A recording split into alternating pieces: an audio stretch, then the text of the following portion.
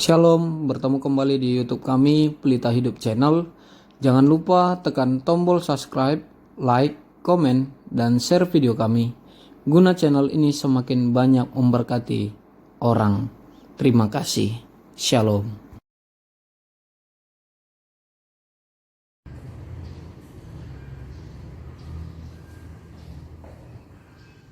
Shalom Bapak Ibu jemaat GMI Amos Kisaran. Selamat hari Minggu, Tuhan Yesus memberkati kita semua. Kami mengharapkan bagi kita Bapak Ibu, saudara-saudaraku, benar-benar melakukan ibadah di tengah-tengah rumah kita masing-masing. Bagaimana kita harus senantiasa datang kepada Tuhan, menyerahkan diri kita kepada Tuhan, khususnya di hari yang kudus ini. Bapak Ibu, saudara-saudaraku, marilah kita berdoa sebelum mendengarkan firman Tuhan. Bapa kami di surga, kami akan mendengarkan dan memperdengarkan firman. Berkati kami, di dalam nama Yesus kami berdoa. Amin. Bapak Ibu, saudara-saudaraku yang terkasih dalam Kristus Yesus, firman Tuhan kita terambil dari kitab Kisah Para Rasul 7. Kitab Kisah Para Rasul 7 ayatnya yang ke-55 sampai ayat yang ke-60. Kami akan membacakannya untuk kita semuanya. Tetapi Stefanus yang penuh dengan Roh Kudus menatap ke langit lalu melihat kemuliaan Allah, dan Yesus berdiri di sebelah kanan Allah. Lalu katanya, sungguh aku melihat langit terbuka dan Anak Manusia berdiri di sebelah kanan Allah. Maka berteriak-teriaklah mereka, dan sambil menutup telinga serentak lalu menyerbu dia. Mereka menyeret dia keluar kota, lalu melemparinya, dan saksi-saksi meletakkan jubah mereka di depan kaki seorang muda yang bernama Saulus. Sedang mereka melempari Stefanus berdoa, katanya, ya Tuhan Yesus, terimalah rohku. Sambil berlutut ia berseru dengan suara nyaring, Tuhan, janganlah tanggungkan dosa ini kepada mereka. Dan dengan perkataan itu meninggallah ia. Sedemikian pembacaan firman Tuhan. Bapak Ibu, saudara-saudaraku, tema kita pada minggu ini tetap setia sampai akhir.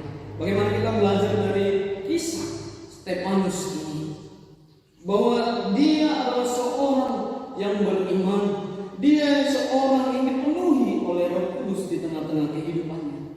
Dia terpilih dan terpanggil untuk melayani janda-janda, melayani orang-orang miskin. Pada masa rasul-rasul, murid-murid Tuhan Yesus dalam melayani, dia dipilih oleh rasul atau murid Tuhan Yesus untuk melayani orang-orang miskin.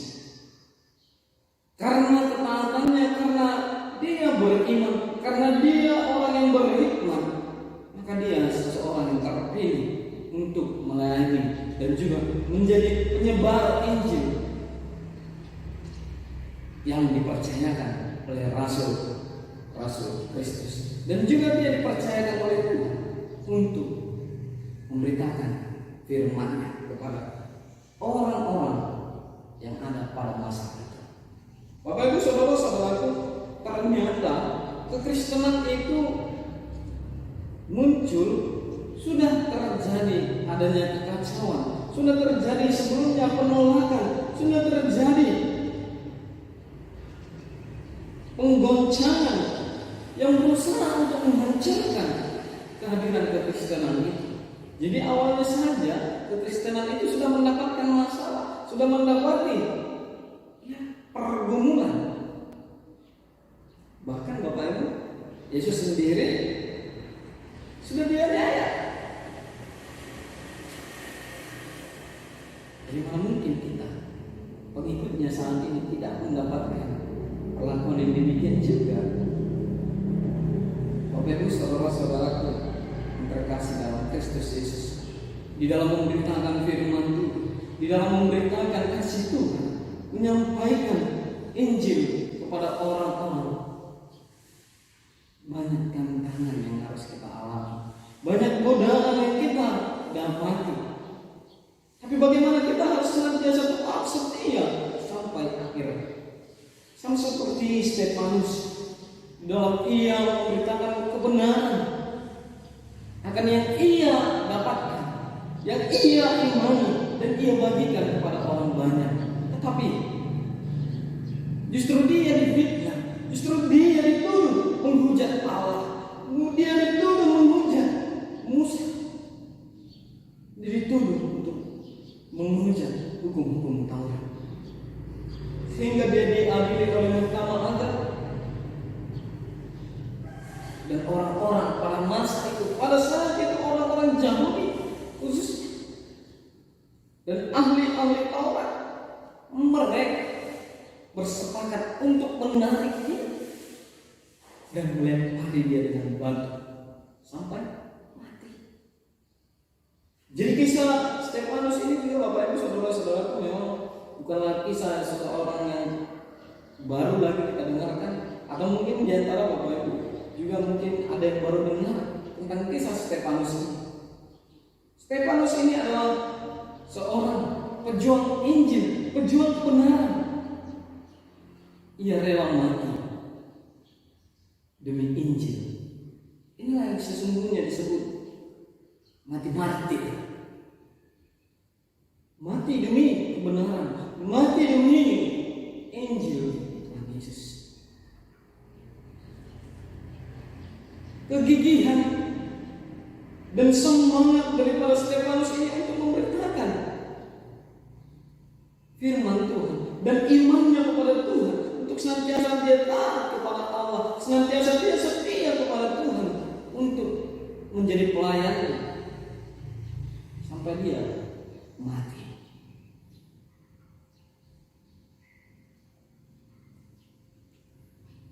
Tindakan teror atau segala sesuatu hambatan terhadap orang Kristen bukanlah menjadi sesuatu yang baru ternyata Bapak Ibu, tetapi sudah ada sejak awal, sejak munculnya kekristenan ini.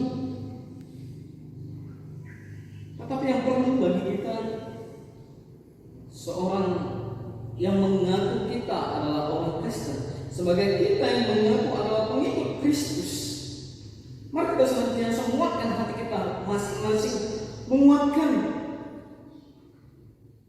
kepercayaan kita, keberimanan kita kepada Tuhan, tetap berpegang teguh dengan sungguh-sungguh pada iman seperti yang dilakukan oleh Stefanus, seperti yang dihidupi oleh Stefanus. Dia memiliki iman yang sungguh kepada Tuhan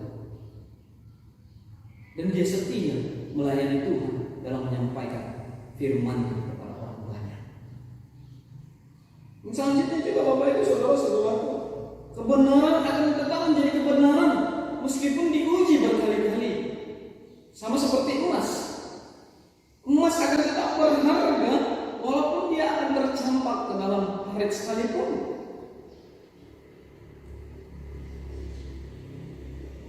Bahkan ternyata Bapak Ibu, kebenaran itu akan semakin nyata benar ketika telah melewati berbagai ujian.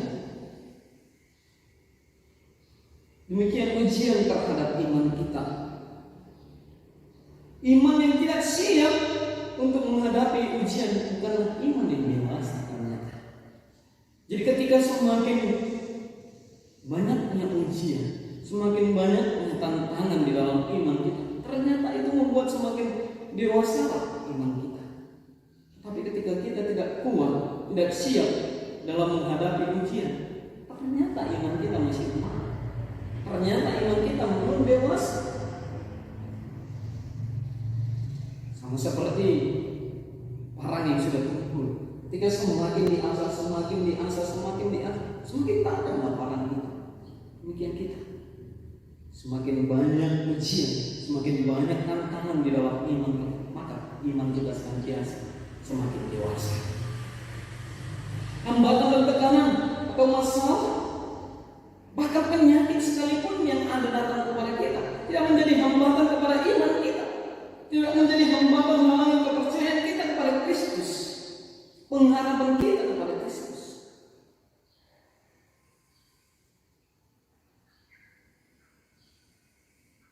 Tidak menjadikan kebenaran iman kita menjadi redup, tetapi semakin nyata, semakin